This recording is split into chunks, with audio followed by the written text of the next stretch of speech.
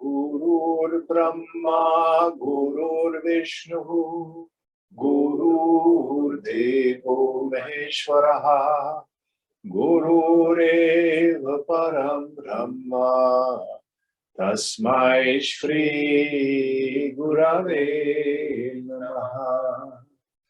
Chinmayam Yapyat Sarvam Trailokyam Sacharacharam Atpadam Darshitam Yena Tasmai Shri Gurave Namaha. Tvameva Mata Cha Pita Tvameva Tvameva Bandhuscha Sakha Tvameva Tvameva Vedyadravinam Tvameva Tvameva Sarvam Mama Deva Deva Tvameva Sarvam Mama Deva Deva.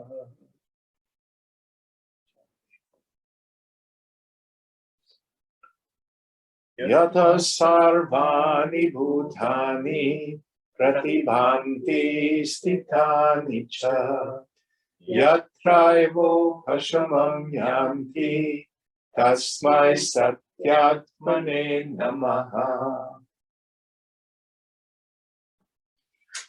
Starting a new section. Chapter 23.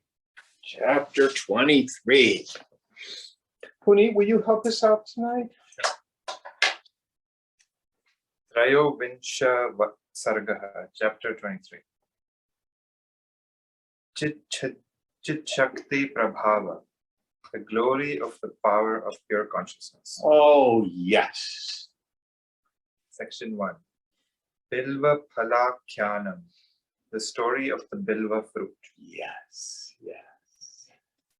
Vasishtha Uvacha Vasana Rahitair Anta Indra Yairahara Kriyaha Kevalai Indriyai Sardham Vartamanartha Vartina Asangamena Manasa Yatkaroshi na Tatkritam. Vasishtha said, assume activities with your senses free from mental impressions or knowledge derived from memory within. What you do solely with your organs of senses and action, moving among existing objects with a mind free from association, that is not done, that is not binding. Yes. So Swamiji used to use the metaphor of the record player. Even that's gotten now to be too old a metaphor. So you have to think of the old-timey record players with the needle on the, what do they call LPs? They call them LPs. So the mind thinking about the past and developing associations is like, well, let me back up. The record moving around is the body moving through the world and the senses interacting with the objects. If you drop the arm onto the record, then what's on the record gets picked up and it dwells in the mind. After the fact rumination on things. One of the Sanskrit words for this is chintya. In Hindi, I think it just means worry. Is that right? But in Sanskrit, it means after the fact, rumination, reflection on things, either positively or negatively. Remember our story earlier in the scripture about the super demons. Remember, the first three super demons were created without ego, and the devas, in order to defeat them, feigned defeat, ran away, did it over and over again.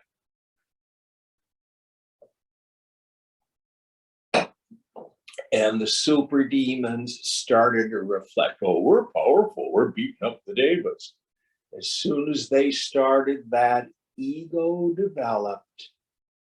As soon as ego forms, fear, bhaya, comes into existence. And then we're lost.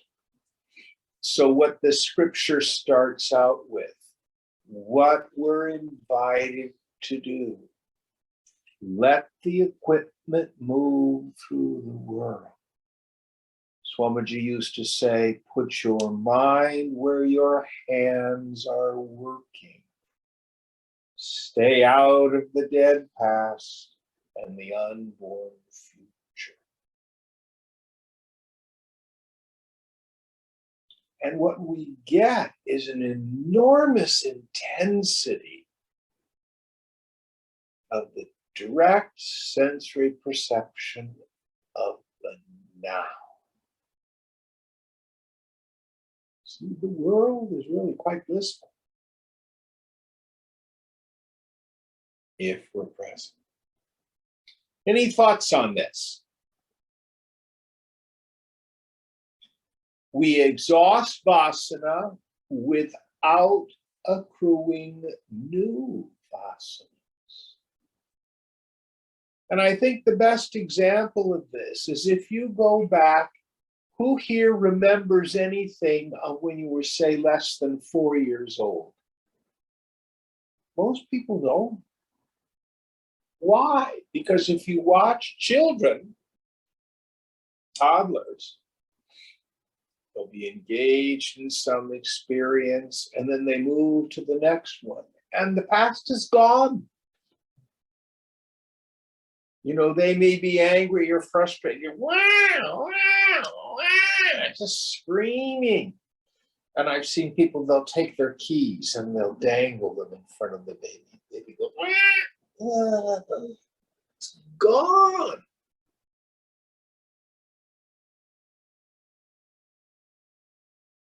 The Master Jesus said at one point, suffer, in this translation really means allow little children to come to me, for of them is the kingdom of heaven. And it doesn't mean everybody's a little baby.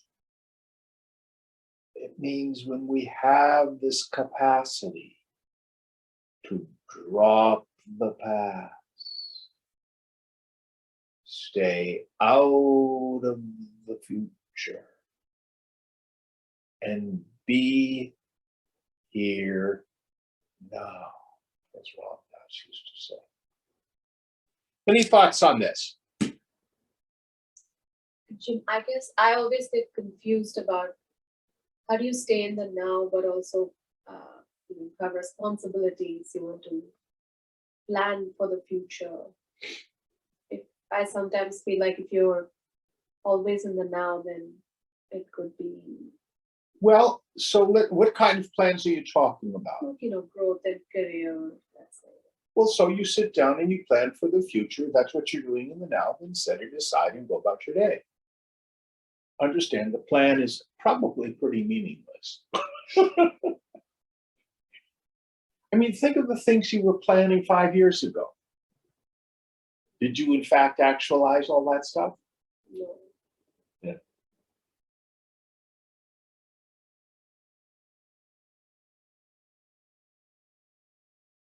But it's the worry about the future. What am I going to do if Facebook lays me off? What'll I do if my husband gets laid off? How will we meet the mortgage? You know, oh, what am I going to do if my parents get sick? You know, those kinds of thoughts. Yeah. That's craziness.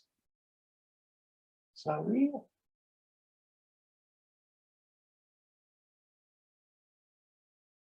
So, Thanksgiving is a week from Thursday. Yesterday, I sat down and I created my shopping list. I planned for next Thursday. And I forgot about it. They're on my desktops. When I get ready to go shopping, I'll print it out. I have a guest list. They'll either show up or they won't. Can you catch the difference? Yeah.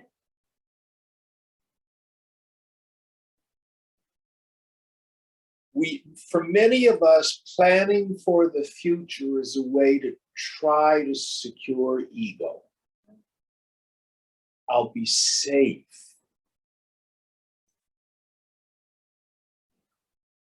Well, it's not working out in my relationship. It's not working out in my job. Somehow I'm not safe. Well, I have news for you. There is no security in this world. None.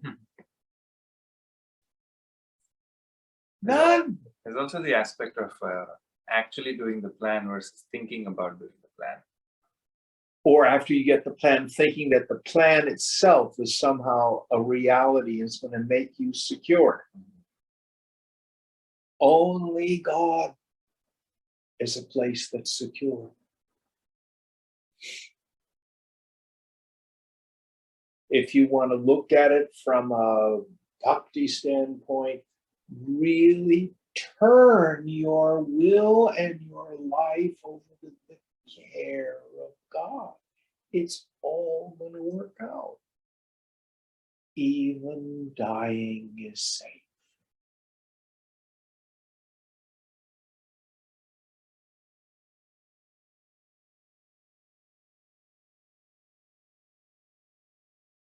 Tejo Mayananda used to say, do you know how to get rid of your worries? Quit worrying. It's glib, but it's true.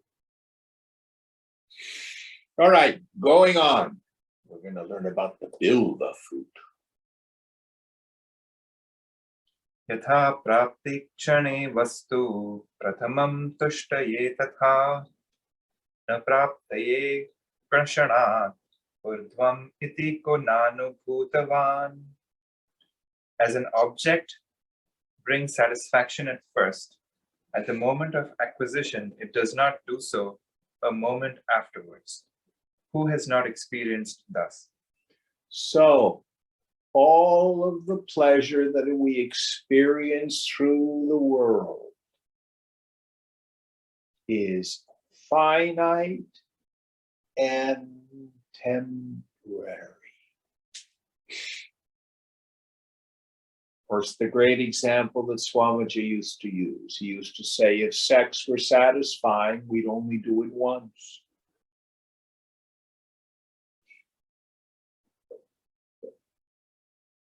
I made cookies yesterday. They were going to be prasad for class last night. I made a dozen of them. Unfortunately, there were only 4 left. Class started.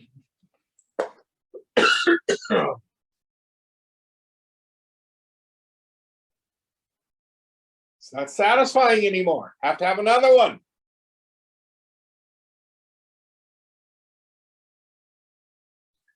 That's the world.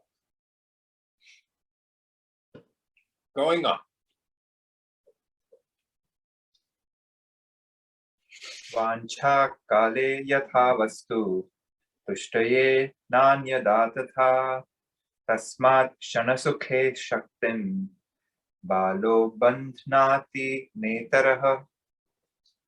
As an object brings satisfaction at the time of longing for such object, it does not do so at another time.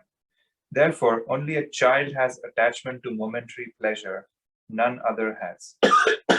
So he's saying here, that an object that brings me pleasure at one moment doesn't have to work. Have you ever been out to dinner and you're fully satisfied, and then the server comes up and says, "Would you like the dessert menu?" And you go, "Oh, I couldn't eat another bite." Can't do it. Doesn't bring you satisfaction. Or the one I use in the beginning classes. When you were a little kid, you had a tricycle. You got a little older and you got a bicycle. What happened to your longing, your desire for the tricycle? Gone.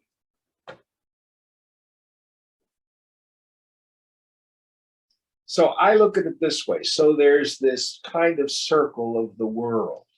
People, places, things, and situations. People, places, things, and situations. And there's my mind going through its particular cycle. I want this, that, and the other thing. This, that, and the other thing.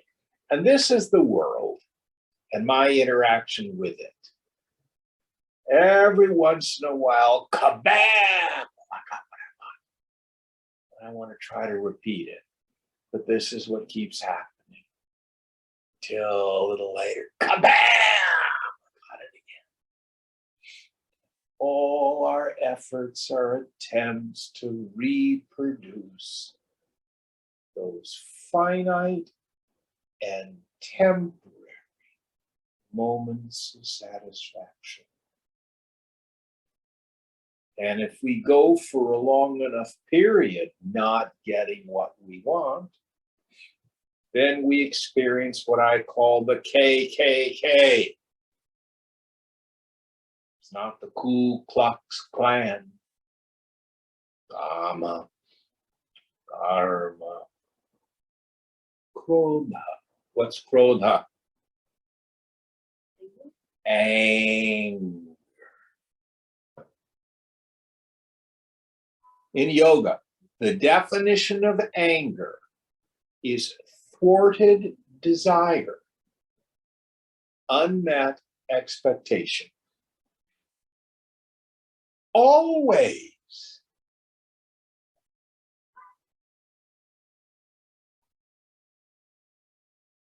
It is the inevitable fruit of unfulfilled desire, and frequently unfulfilled desire.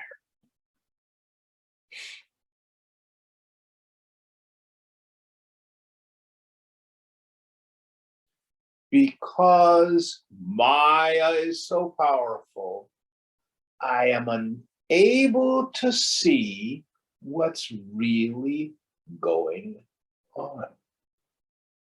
So this is why in my beginning classes, one of the first assignments I suggest, what we call Sakshi Bhava, take on the viewpoint of the witness, watch your mind.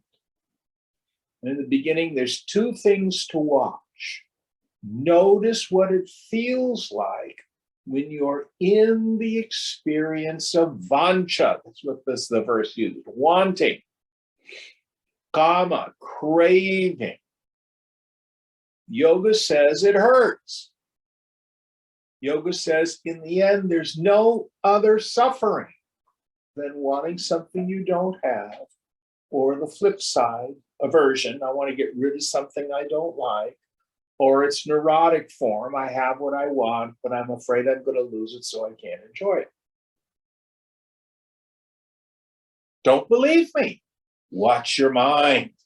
See whether or not it's true. Then the other piece of it, watch what happens when you get what you want. Yoga says happiness, pleasure, satisfaction, joy, goes by many, many different names, tastes the same to the mind. You mean beautiful music, making love, getting a lot of money, the approval of my friends or peers, all does the same thing to my mind? Yes.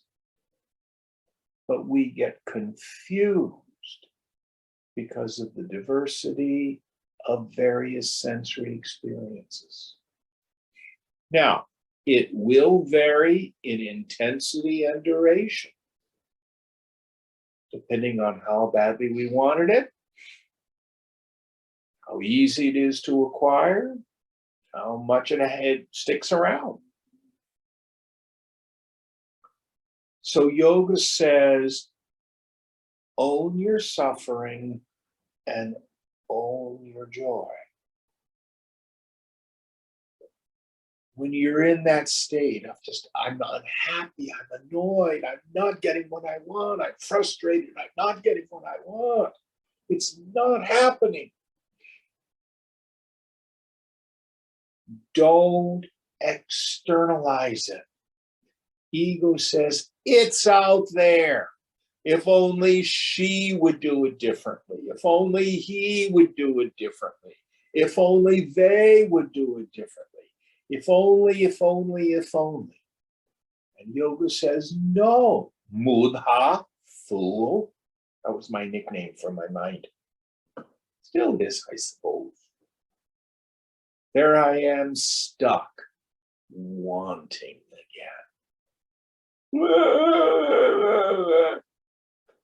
And if you're attentive,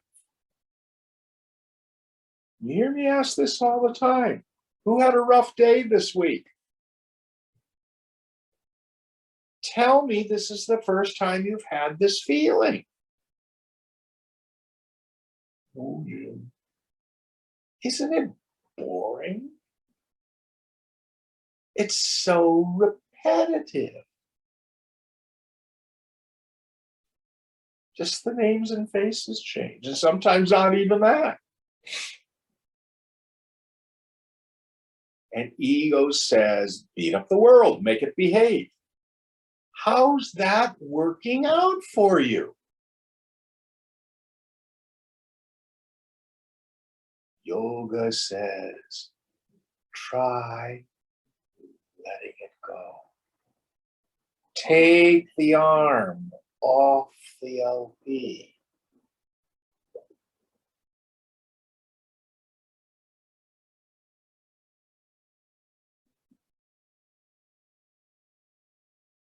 And own your joy. We call it the Anandamaya Kosha, the sheath, the bliss sheath, which you experience when you satisfy a desire. If you have lots of punya, merit accrued through many lifetimes, you're a happy camper. You hit a lot of the green lights of life. That can in itself be an impediment to yoga.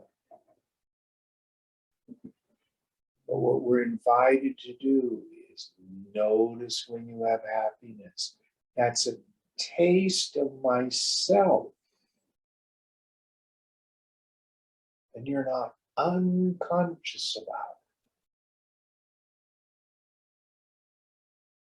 When you begin to own your own joy, you quit attributing the experience to unique objects of desire, which starts to break the bondage of an addictive relationship, of attachment.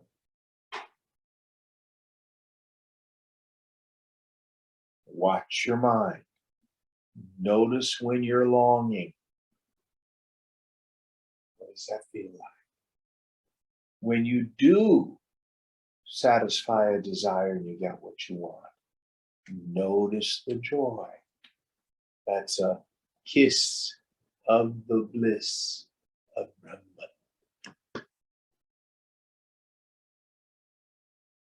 Now, eventually, we find the more we can let go of attachment, the more the mind just stays home. We don't get afflicted by being restless and irritable and discontent and annoyed, and squirmy.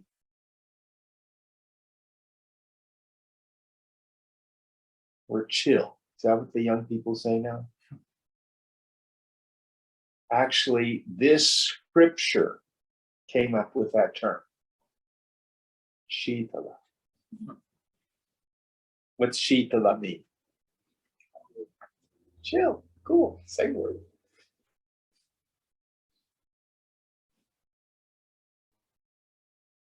Any thoughts on this? It's foundational to leave the world of yoga and go to the world of Buddhism. The first turning of the wheel of Dharma, the first sermon of the Buddha dealt with this. Noble truth number one, the truth of dukkha. The life, the way most of us live it, sucks. The truth of suffering. Its cause is kama, craving, sangraha, attachment. Noble truth number three, freedom from craving is freedom from suffering. The ordinary person experiences it in two places. The moment I satisfy a desire and in deep sleep. But can I be free from it permanently? The Buddha said yes.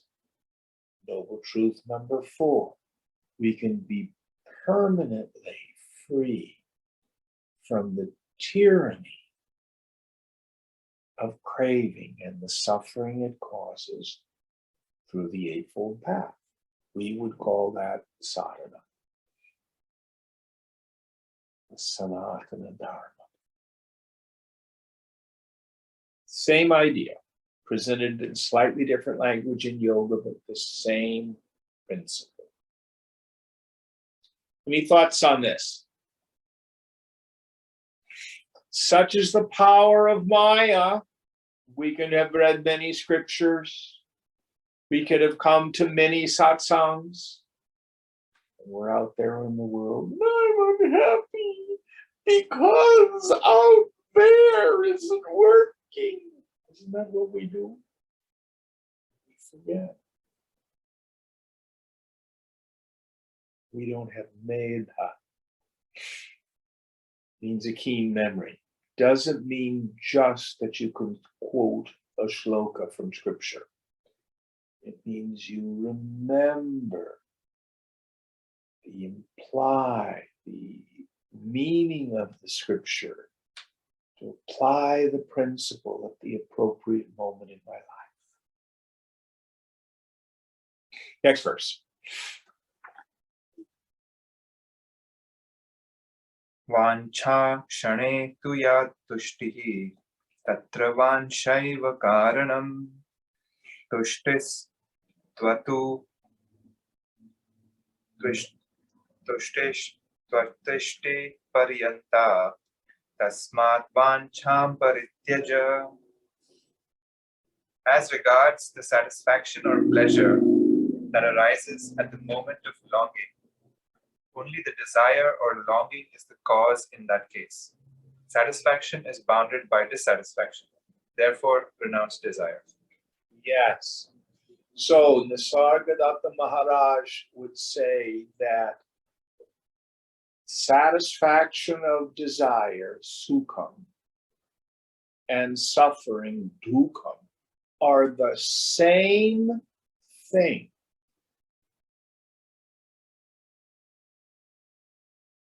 If we seek happiness in the world, the inevitability is suffering.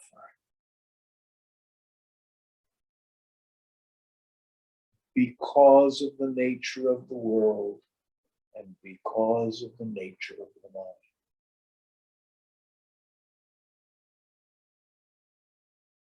mind. And in this chapter, the scriptures using the term vancha. And I think, Puneet, you pointed out that it's probably the root, the origin of the English word want. It comes from that root.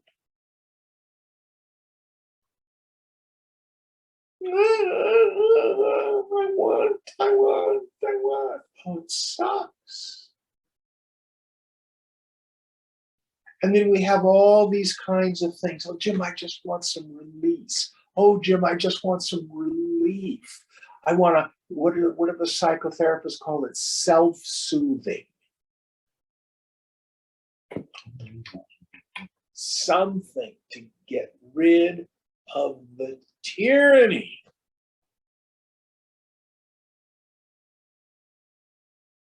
Wanting all the time. Perpetual dissatisfaction, discontent, irritability.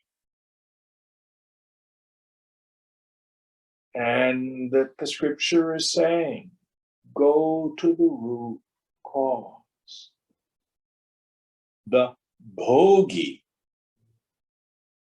that person who desires satisfaction in the world, bhoga, endeavors to satisfy as many desires as possible, thinking that's going to make them happy. But the end result is more desire. Oh, there's a fire.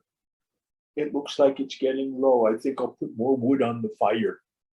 What happens to the fire? It just gets bigger. That's the longing mind. The yogi practices yoga. She too desires happiness, but she lives a lifestyle that's designed to reduce the number of desires entertained.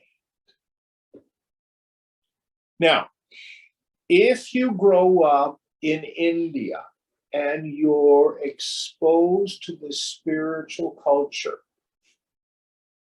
all this makes perfect sense. You get the reinforcement of it. You see a sadhu, great person. Mataji, oh, great person. But if you come and live over here, it's all about materialism. More, better, different, more, better, different. Cash and prizes, toys and boys, thrills and girls, whatever it is that I think I going to make me happy. And it seems so real because all my friends are playing the same game.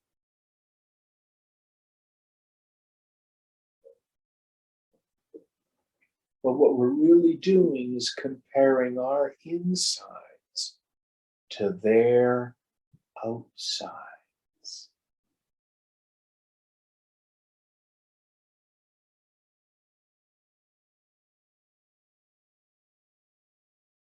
All right, next verse. Can I ask you to say a little more about comparing our insides to our outsides? Yes, so most people keep their suffering a secret. How many couples do you know? And from the outside, it looks like they never have an argument.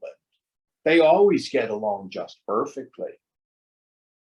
I'm always fighting with my partner.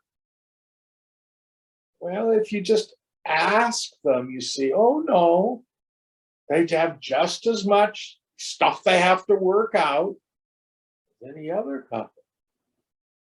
Being married's hard work.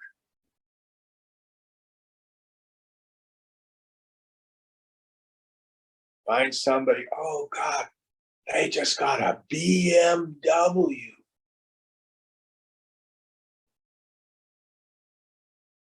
But see if they're worried about when the stock market takes a dive. Are you getting the sense of what I'm saying, Mark? Yeah, thank you. How many people, for example, have come into Trump's orbit because he's got lots of houses and a private plane and a beautiful wife and gold toilets?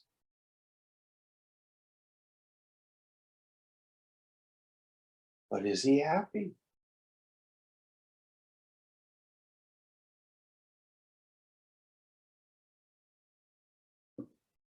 Is he happy?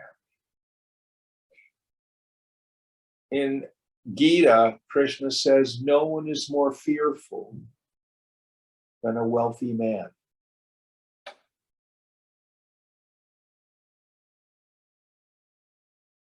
You're afraid somebody's going to take it.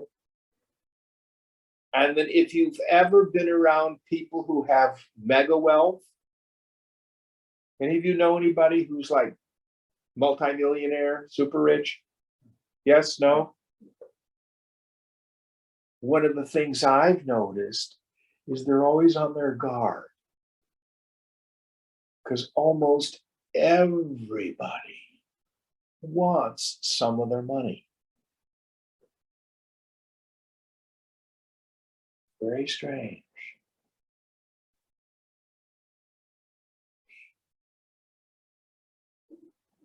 All right, next verse. Asha yatu nirashatvam, abhavam yatu bhavanam, aman sattvam, mano yatu tavasangena jivatah. To you, living without attachment, let desire become or be reduced to desirelessness. Let imagination or ideation be reduced to non-existence. Let the mind be reduced to the state free from the mind or free from thought.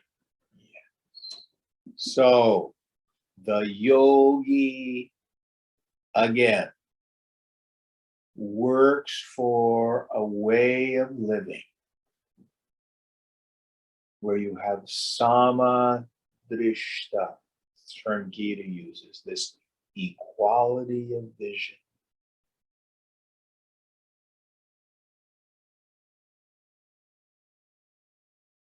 Now, it's not just giving up the world. Gita also says, chapter 2, verse 55, when a person casts off all the desires of the mind, oh Partha. Okay, that's what Yoga Vasishtha is saying. Second part, and is satisfied in the self by the self, then they are said to be a person of steady wisdom.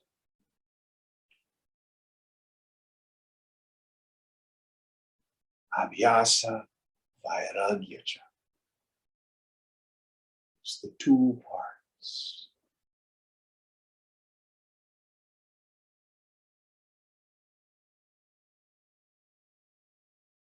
It's developing this trick.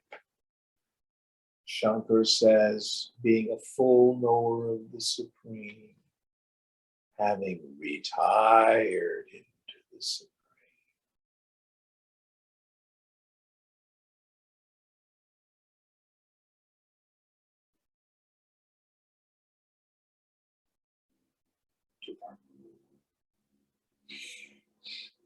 All right, next verse. Vasana prana sanrodhat, animesham manah kuru, yatra nabhyuditam chittam, tadvai sukham anuttamam, atre mam vapodhaya ram, ramyam katham shrinu. By the complete restraint of mental impressions or knowledge derived from memory and the vital air or bioenergy, make manas or the mind unwinking or steadfastly fixed. Where chitta or the mind stuff, which is the seat of memory, has not risen, That indeed is unsurpassed happiness.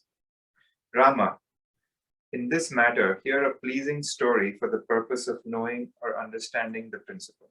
So again, he's reviewing what we covered in prior chapters.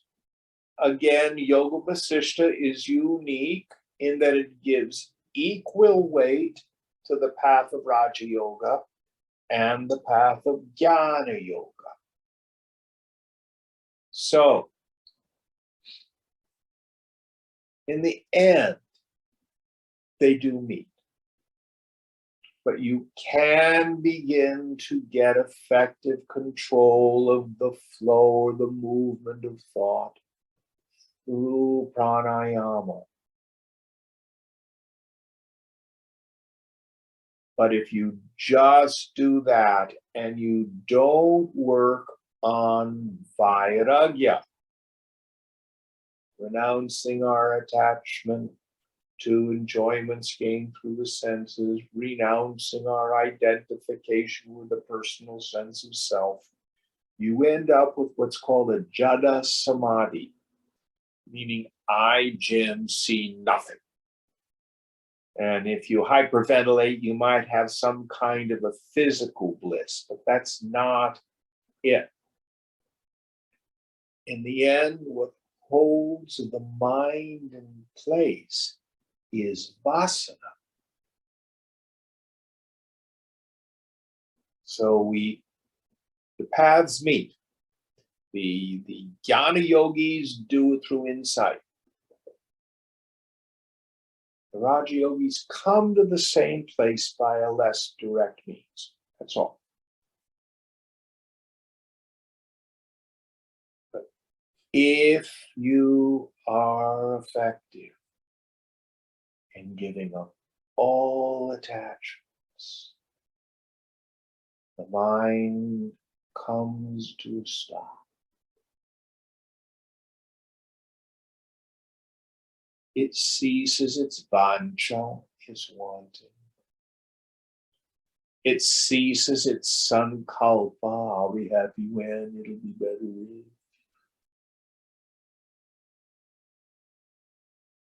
When we can see that I cannot think a real thought, including the thought I just thought in,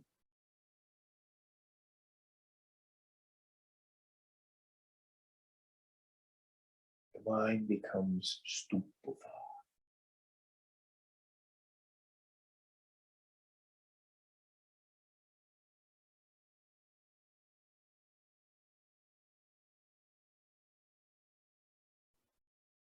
There's a wonderful story in Tibetan Buddhism. I always get the two characters mixed up, Milarepa and Marpa. Can anyone remember which one of them was the teacher? Anyway, one of them. Marpa, I think. Marpa's the teacher. So he told Milarepa to build these little stupas of stone. And Milarepa kept building them, thinking it was for a purpose. And as soon as he built the little stupa, Marpa would say, tear it down. And he had to do this over and over and over. He got really angry, frustrated with it all. Finally, he let it all go. And he would just build the pile of stones, tear them down. And at an auspicious moment, Marpa takes off his sandal and goes, hits him across the face with it. And it stopped his mind.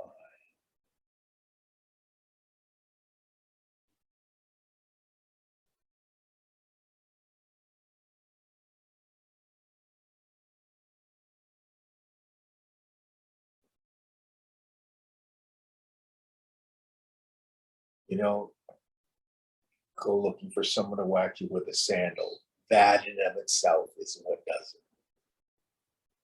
It's this manonasha. It's the destruction of the mind. All right, next point. Yukair yapya jara drupam Asti bilva phalam mahat mahakalpan tavanyayaha api vegai achalitam. There is a great bilva fruit, a kind of wood apple, which has a form not growing old or decaying even in yugas or universal ages. It is not shaken even by the force of the whirlwind during universal destruction at the end of a kalpa or universal age consisting of 1,000 mahayugas. Now, I do not know what a bilva fruit is.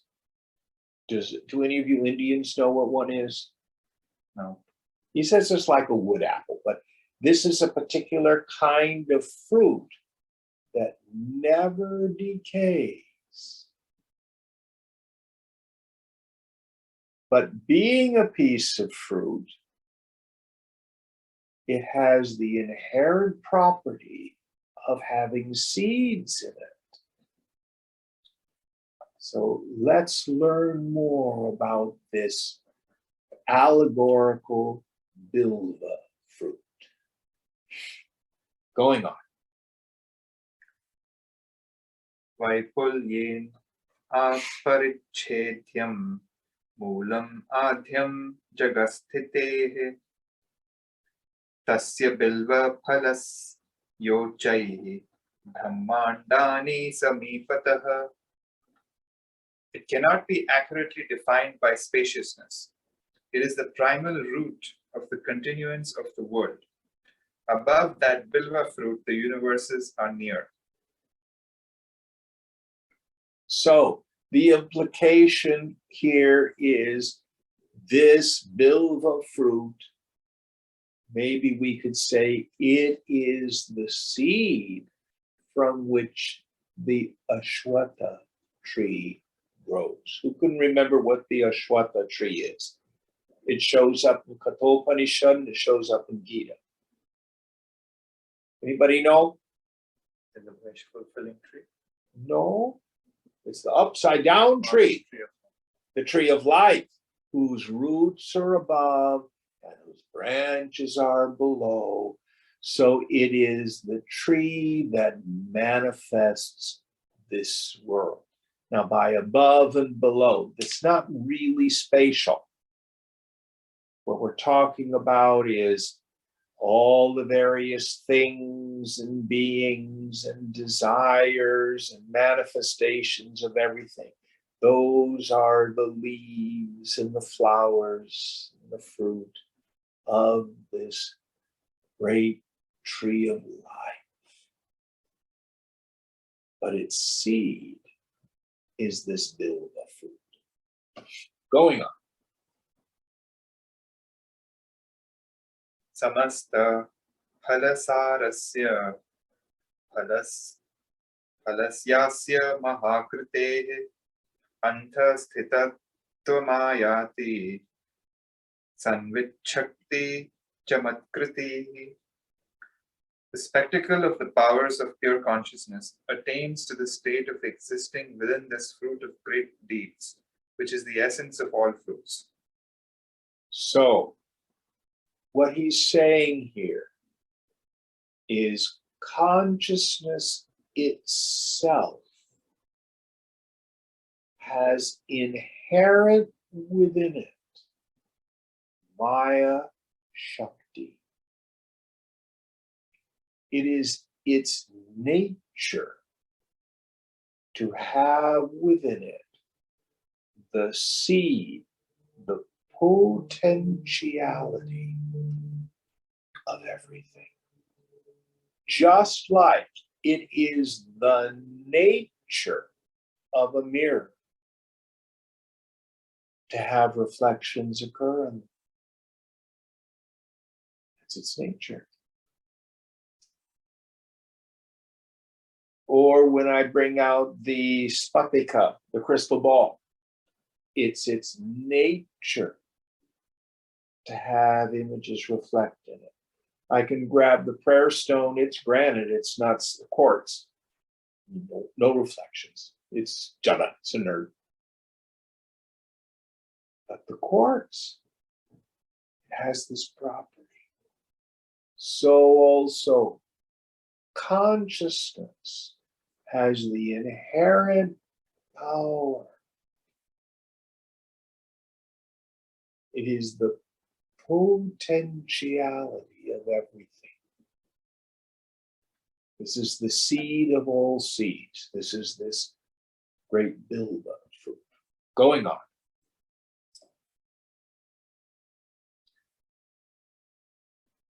Idam vyomam mahan antam iyam kala maikala iyam niyati ruptyaktaha priyayam spandarupini brahmanda mandapam chedam ima asha kramohyatyam. This sky or space which is vast and endless, this division consisting of time, this diligent destiny, this activity in the form of motion, this hall of the universe, these regions and their order are all indeed this bilva fruit. So inside this little wood apple is all of time, all of space, all of movement, all of the appearance of things and beings. Let me see if we can get a bit of an understanding about it. So, in your individual imagination, you can imagine a pea, an elephant, or a mountain. You can even imagine there you are on the Starship Enterprise going through space.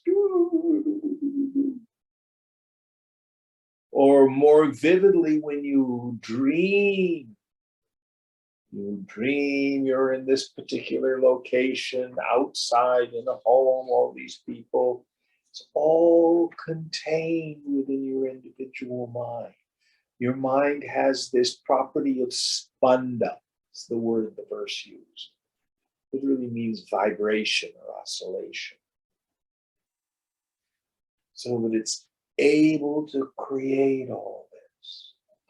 So the bilva fruit, in other scriptures, this would be called prakriti, the inherent stuff of nature. Saguna Brahman, Brahman with qualities, is really without dimension. But dimension takes place within it.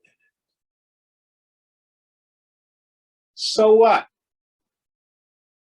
Understand that the consciousness, which is not void, it's no thing, it's Satchidananda, it's existence, it's sentient, it's blissful. It's bliss absolute, better language. Is never touched by the world.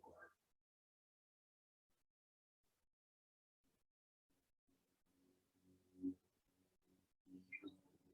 are never touched by the world.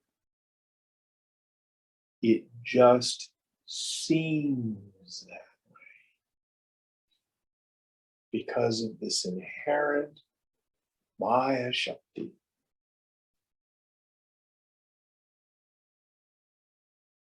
Going on.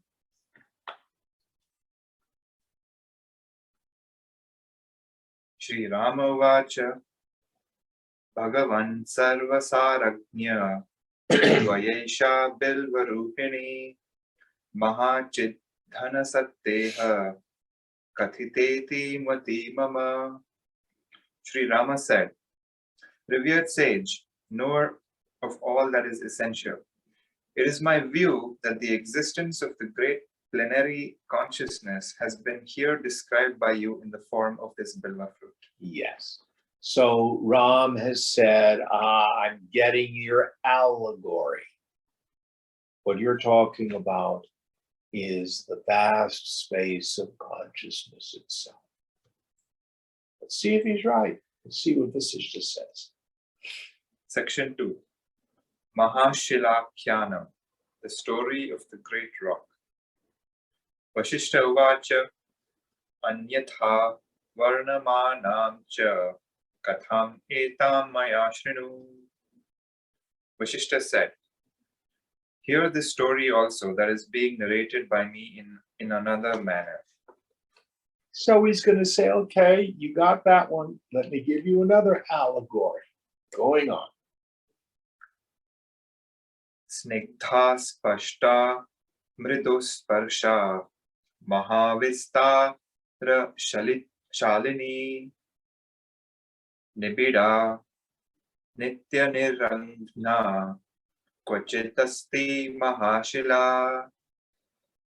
Somewhere there is a great rock which is glistening or smooth, clearly perceived, soft to touch, possessed of great expanse, dense and ever contiguous, or without interstices.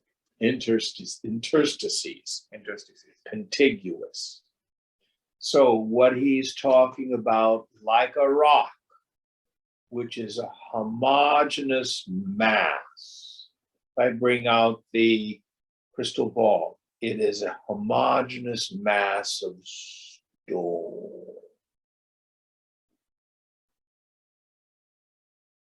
So what he's alluding to here with the allegory, Mandukya Upanishad uses the term Vijnana Ganam,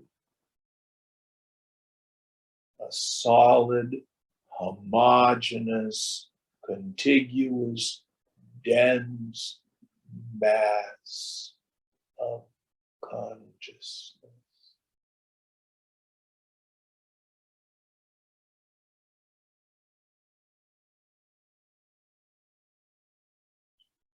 Interesting that he says soft to touch. I have no idea what he means by that.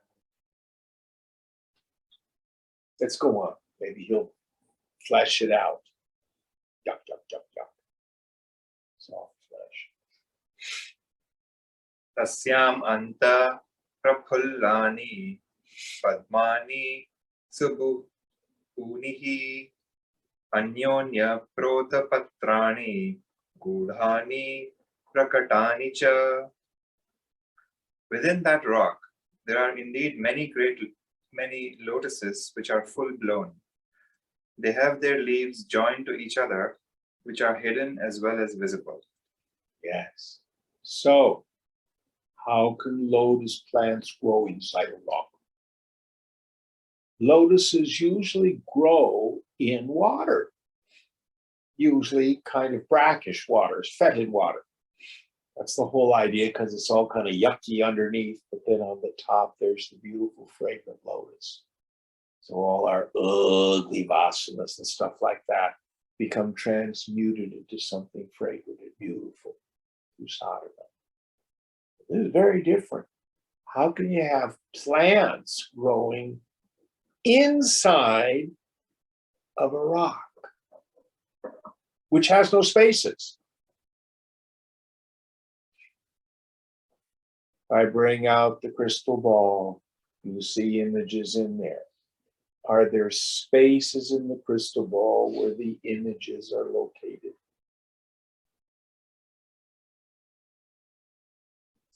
Are there really images in the rock? Well, kind of yes, and kind of no. If I go into the bathroom and look into the mirror and the bathroom door is open and I can see the dining room, is there space in the mirror where there's an entire room? It's just a mirror. But its nature is to have that stuff appear. Going on. Urdhva Mulanyadho Mula Anyamulati Tarijja Chichilaisha Mayoktate Yasyam Anta Jagat Sthitihi.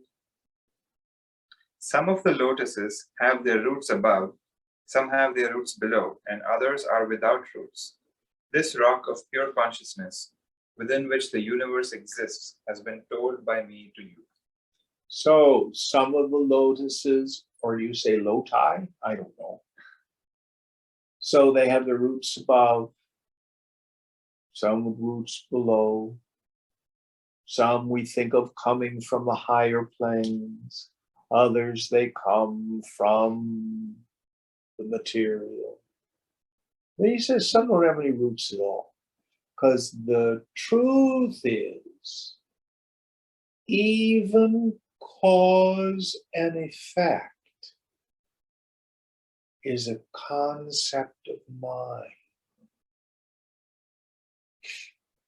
I go to work, that's the cause, I get the paycheck. I put the gas in the car, that's what makes it go. But listen, I, like many people, have had flying dreams. In one of the dreams I had, I was teaching flying. So I'm standing in front of this group of about a dozen people. In the dream, I say, flying is controlled falling. It's all in the breath. Doesn't that sound just like me? And then I go, to show them, and everybody, they do it. It's like a Harry Potter. We all take off and fly. Now, I don't do well with heights. So I think this is very funny, how you can fly in a dream and have a bit of acrophobia. It's very funny. But in the dream, there's cause and effect. You inhale a certain way, and that causes you to be able to fly. To the dreamer and the dream people, it seemed very, very real. Is this any different? So here, when the scripture's talking about lotuses with no roots, we're implying this whole idea that cause and effect isn't real. Now, so what? In every religion, and certainly within our Hindu tradition, we have all sorts of stories of great yogis performing what seem to be miraculous events. Miraculous healing, levitating, flying through the air, flying, what do they call it when you go instantly from one place to another? Teleportation. Teleportation, yes, all that sort of stuff. Reading minds, all this kind of stuff. How does it happen? Are they defying the laws of nature? Well, yes and no.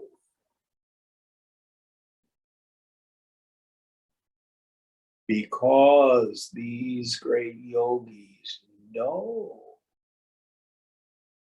that sometimes the lotuses have roots above, sometimes below, and some no roots at all.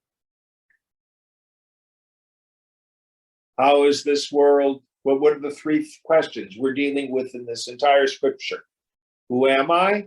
What is this world? How has it come about? Who am I? Aham Brahmasmi, I am Brahman. What is this world? Sarvam Kalvidam Brahma. It's all consciousness. How has it come about? Sankalpa.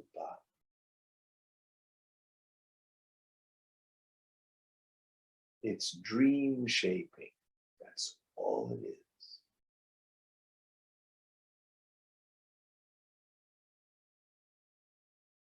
That's all it is.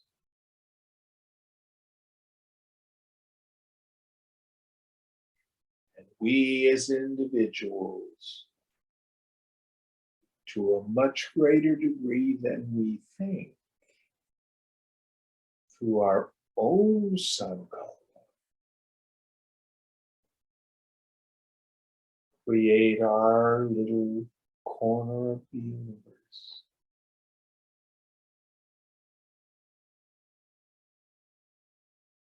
We think there's an objective reality separate from me that I observe.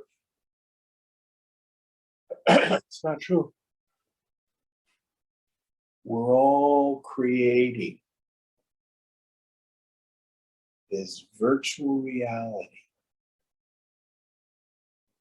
All sorts of origins. Now, how do they do virtual realities? I need to ask Max down the hall how they do it. Do they have a whole bunch of different cameras? So when I went to the museum and they did the virtual reality on Ramses the Great's tomb, you could look up and see the ceiling, you could look to each side and see walls, you could see the floor. How do they do all that? Some kind of a projection. But this is a virtual reality in a sense.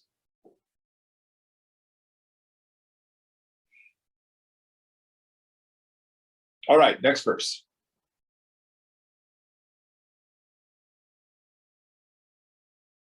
Dhanatvaikatma katvadi shvat esha shilaiva chit tatha chit vishva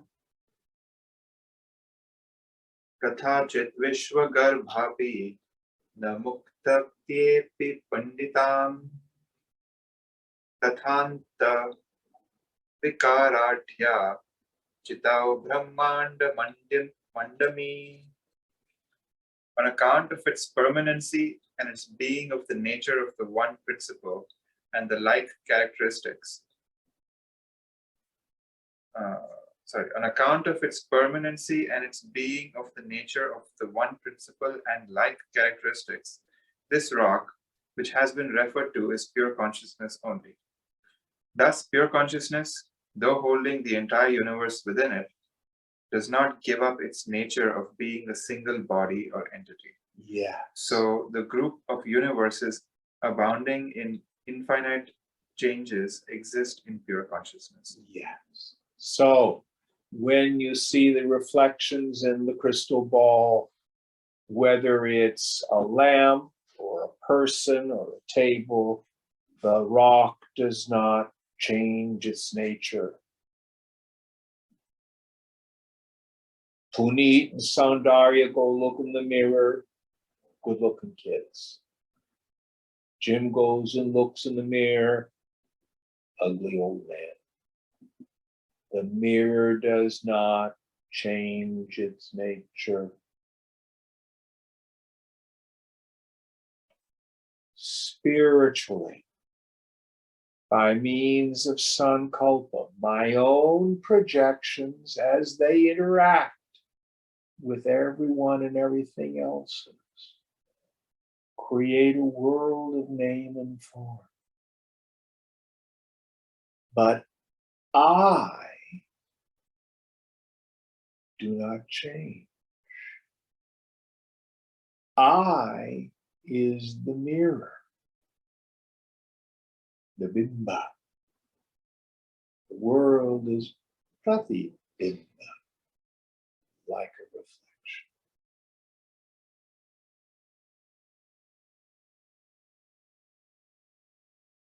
It's all going to be okay.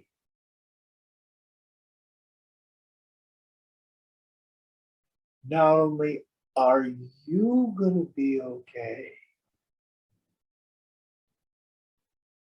but the whole world is in consciousness, which is going to be okay.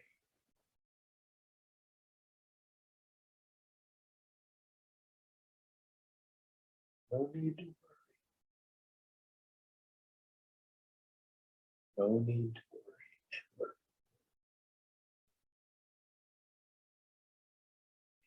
worry. Okay, let's quit here. What verse are we on for next week? New section 3. Section 3.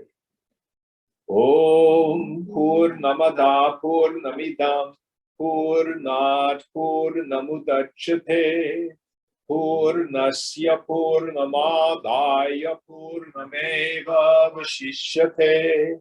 Om Shanti Shanti Shanti. Hari Om Sri Guru Bhyo Namaha. Hari Om.